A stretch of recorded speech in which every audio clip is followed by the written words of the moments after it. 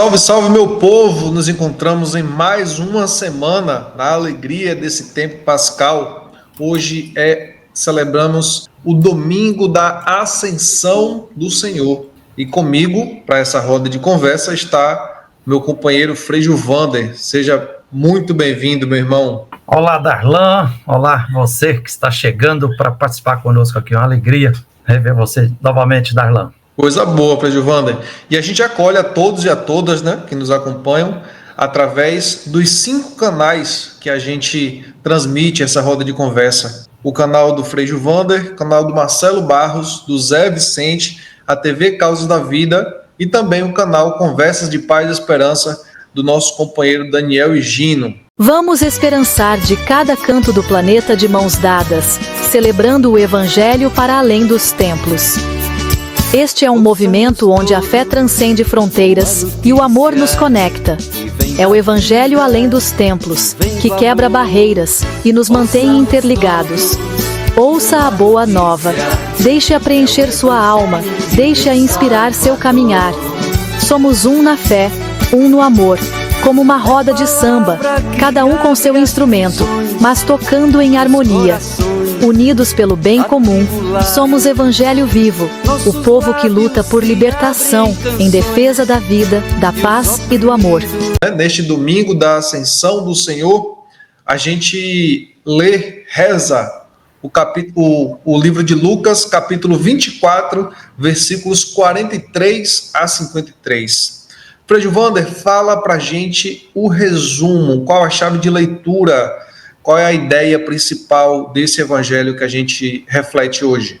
Ô Darlan, nesse domingo, 1º de junho de 2025, a Igreja Católica e várias outras igrejas cristãs celebram a ascensão de Jesus. Então o evangelho que nos propõe é o finalzinho do evangelho de Lucas, onde diz que para completar o processo de glorificação de Jesus, Jesus é elevado ao céu. E vai dizer lá assim, de uma forma muito eloquente, que Jesus diz, olha, vão me matar, mas eu vou ressuscitar, e vocês, testemunhando, vocês vão anunciar perdão dos pecados, e depois diz que Jesus chama os discípulos para fora de Jerusalém, lá para Betânia, a casa dos pobres, a casa da comunidade amada por Jesus, e de lá, Jesus estendendo as mãos, abençoando, diz que ele é elevado para o céu. E aí vem o convite para os discípulos, voltem para Jerusalém. Então, a festa da Ascensão, como a Igreja Católica e outras igrejas assim organiza ao longo do ano, um ano litúrgico, com as várias festas, tem Natal, tem Quaresma, tem a Semana Santa, e aí no 40º dia após a Páscoa, a Ascensão, que é uma semana antes de Pentecostes. Lembrando também que nessa semana entre a Ascensão e Pentecostes, celebramos também a Semana da Unidade. Há mais de 100 anos a igreja propõe isso. E de saída, Darla, é importante a gente observar que não tem pé com cabeça aquela leitura de que fala assim, na Ascensão celebra Jesus, foi embora da terra, voltou para o céu e agora nós estamos curtindo o vazio, a falta de Jesus. Não, o Evangelho de Mateus fala e enfatiza várias vezes que eu estou e estarei presente no meio de vocês. Então a Ascensão é para afirmar assim, Jesus sendo confirmado, legitimado por Deus, fala do céu, Por aí, Darlan. Que maravilha, companheiro. Então, eu já tive a oportunidade, de refletir esse evangelho com Marcelo em outros tempos, e eu sempre o provoquei sobre essa ideia da ascensão. Porque do jeito que as pessoas falam, e a gente já viu, de fato, em igrejas, a reflexão como se fosse, Jesus subiu para o céu e tchau. E a gente percebe que tem uma ideia, tem toda uma história por trás dessa ascensão.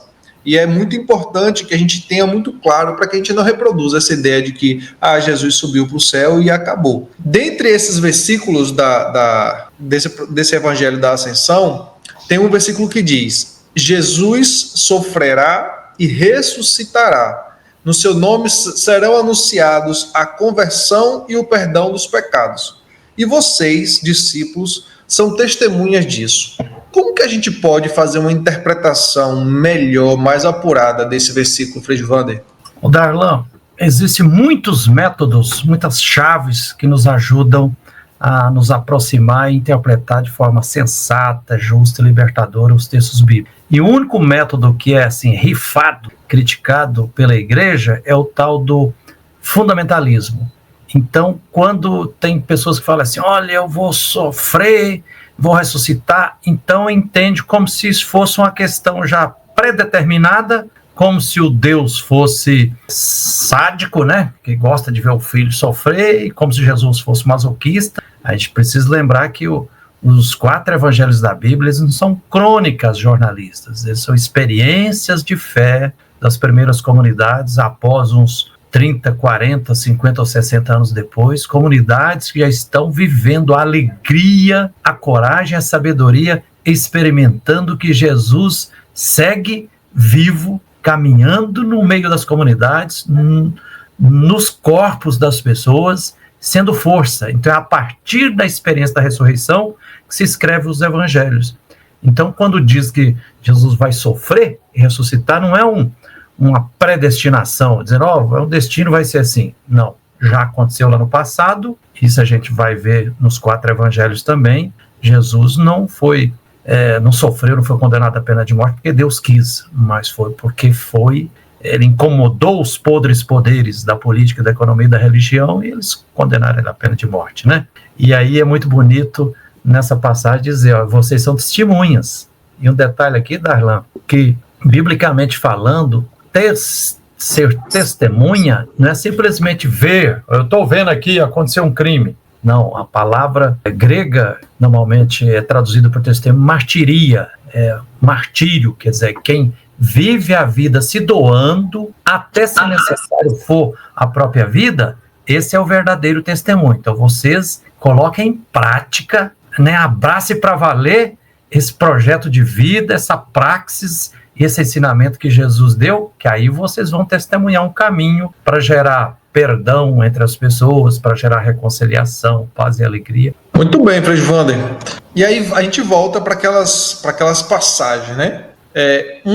Tem mais 2 versículos, duas expressões interessantes para a gente refletir. Um é quando fala assim, esperem em Jerusalém, a força do alto. Seria o Espírito Santo. E logo à frente tem, fora da cidade, em Betânia, Jesus ergue as mãos, abençoa e é elevado ao céu. Como que a gente pode compreender melhor essas 2 passagens? Darlan, o Evangelho de Lucas ele é um pouco diferente. Se a gente vai ver lá no Evangelho de Mateus e Marcos, diz que o processo que levou Jesus à condenação de morte foi tão traumático que depois os discípulos fugiram e voltaram lá para Galileia. E lá na Galileia, em torno do Lago de Genezaré da Galileia, fizeram a experiência e Jesus teve as várias aparições. Agora Lucas faz questão de enfatizar, fica em Jerusalém, porque no Evangelho de Lucas, assim, o Evangelho começa em Jerusalém e termina em Jerusalém, porque vai ter um segundo volume do Evangelho que é Atos Apóstolos, que começa em Jerusalém e vai até os confins do mundo, que é lá a periferia do Império Romano em Roma, né? E tem outro aspecto também, Darlan, é dizer assim, olha, voltem para Jerusalém, ou fiquem em Jerusalém, quer dizer, não fujam da raia. Então, assim, vocês vão receber a força do alto, essa força do alto é o Espírito Santo. Só que o Espírito Santo não pode ser entendido também como uma entidade que vem de cima para baixo, de fora para dentro e está teleguiando as pessoas, mas é uma força, uma energia divina, a força amorosa divina que entra nas pessoas, né? Por exemplo, quando diz aí no Evangelho assim, que Jesus abençoando, e no momento que ele está abençoando, é que ele é levado para o céu. Eu já ouvi pessoas dizerem assim, Darlan, olha, nesse momento, assim, quando Jesus some dos olhos, da frente dos olhos das pessoas, é porque Jesus entra nas pessoas. Quer dizer, então, a alegria de vida, a coragem de viver combatendo o bom combate, a sabedoria é introjetada e assimilada pelas pessoas. Então, a forma de dizer assim, olha, daqui para frente, a bandeira vai ser com vocês. Até aqui, agora eu estou passando para vocês a bandeira do Evangelho e continuo carregando, testemunhando ela. É um pouco por aí, não é? O Espírito Santo, é claro que é uma força divina, essa força amorosa, mas não é algo mágico que está fora, não. Está enroscado na nossa vida. Que bonito. Quase que profético, né? Podemos dizer assim.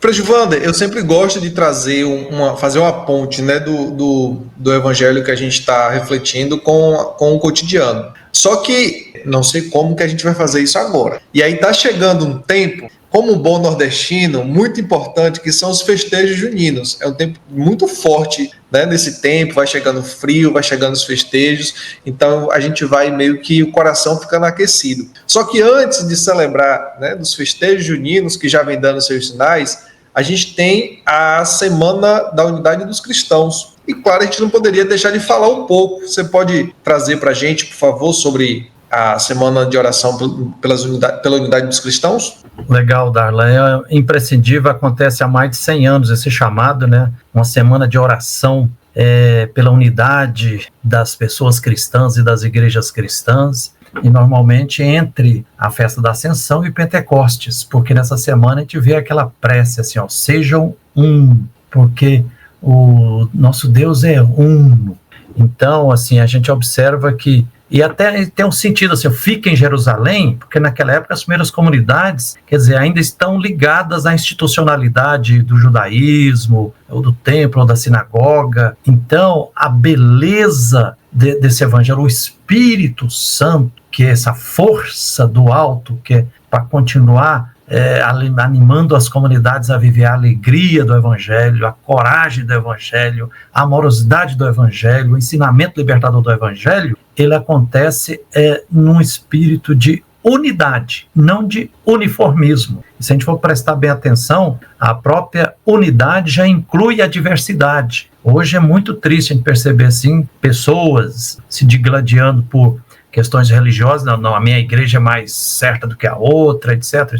E se a gente vai ver, a própria experiência das primeiras comunidades cristãs mostram isso, que a palavra fez estrada e foi se irradiando no meio de culturas diferentes, de pessoas diferentes, de igrejas diferentes. E é muito bonito aquele slogan que foi um grande teólogo europeu, que diz assim, ó, se a gente não construir paz entre as religiões, paz entre as igrejas e paz entre as pessoas religiosas, fica muito mais difícil a gente conquistar uma paz verdadeira como fruto de justiça, de respeito e do amor. Eu convido vivamente as pessoas, a gente nessa semana agora, é a primeira semana de junho, semana de oração pela unidade, para a gente fazer essa experiência. Eu tenho tido alegria nos últimos 15 ou 20 anos, assim, de conviver com pessoas de várias outras igrejas, né? Porque na luta pelos direitos fundamentais, luta pela terra, luta por moradia, luta por preservação ambiental, luta para frear a avalanche das mineradoras, do agronegócio, nos movimentos sociais, a gente encontra ali pessoas de uma diversidade muito grande de igrejas,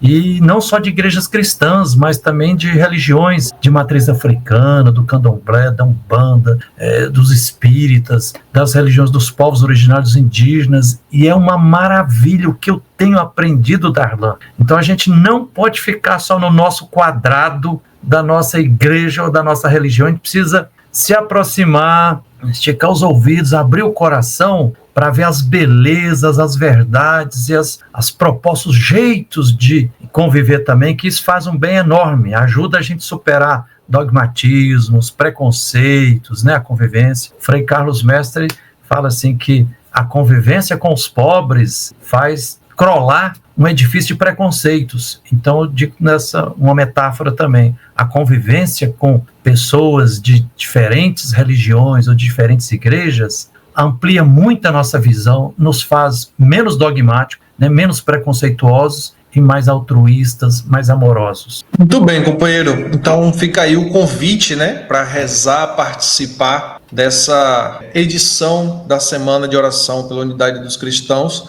E a gente convida também, claro, pessoas de outros credos, de outras religiões, para se somarem, se unirem nesse tempo tão desafiador. Frei Wander, muito obrigado pela roda de hoje. Eu acho incrível como esse tempo passa super rápido. Você aí que nos acompanha por quaisquer que seja dos canais, muito obrigado por sua companhia. curta, comentem, compartilhe, envie para aquelas pessoas do seu coração, do seu agrado. Se tiver alguma dúvida, alguma pergunta, alguma sugestão, pode deixar aqui nos comentários que a gente está sempre acompanhando. A gente termina essa edição de hoje com a música O Que Vale é o Amor, de Baby Fontenelis e Zé Vicente. Beijo no coração, excelente domingo, excelente semana e até a próxima, se Deus quiser. É isso aí, um abraço. Se é pra ir pra luta eu vou, se é pra tá presente eu tô, pois na vida da gente o que vale é o amor. Se é pra ir pra luta eu vou, se é pra tá presente eu tô, pois na vida da gente o que vale é o amor. É que a gente junto vai reacender estrelas, vai replantar nosso sonho em cada coração. Enquanto não chegar o dia, enquanto persiste a agonia, a gente ensaia o baião. Lauê, lauê, lauê, lauê, lauê, lauê, lauê, lauê.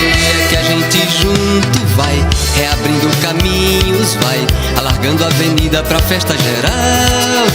Enquanto não chega a vitória, a gente refaz a história, o que há de ser afinal. Lauê, lauê, lauê, lauê, lauê, lauê, lauê, lauê. Se é pra ir pra luta eu vou, se é pra tá presente eu tô, pois na vida da gente o que vale é o amor. Se é pra ir pra luta eu vou, se é pra tá presente eu tô, pois na vida da gente o que vale é o amor. É que a gente junto vai pra rua de novo, vai levantar a bandeira do sonho maior. Enquanto eles mandam não importa, a gente vai abrindo a porta, quem vai rir depois ri melhor. Lauê, lauê, lauê, lauê, lauê, lauê, lauê, lauê. Esse amor tão bonito vai gerar nova vida, vai cicatrizar feridas, fecundar a paz. Enquanto governa a maldade, a gente canta a liberdade, o amor não se rende jamais. Lauê, lauê, lauê, lauê, lauê, lauê, lauê, lauê. Se é pra ir pra luta eu vou, se é pra tá presente eu tô, pois na vida da gente o que vale é o amor. Se é pra ir pra luta eu vou, se é pra tá presente eu tô, pois na vida da gente o que vale é o amor. E bem dentro da gente quem manda é o amor. Pra fazer diferente só vai com amor. E bem dentro da gente quem manda é o amor. Pra fazer diferente só vai com amor.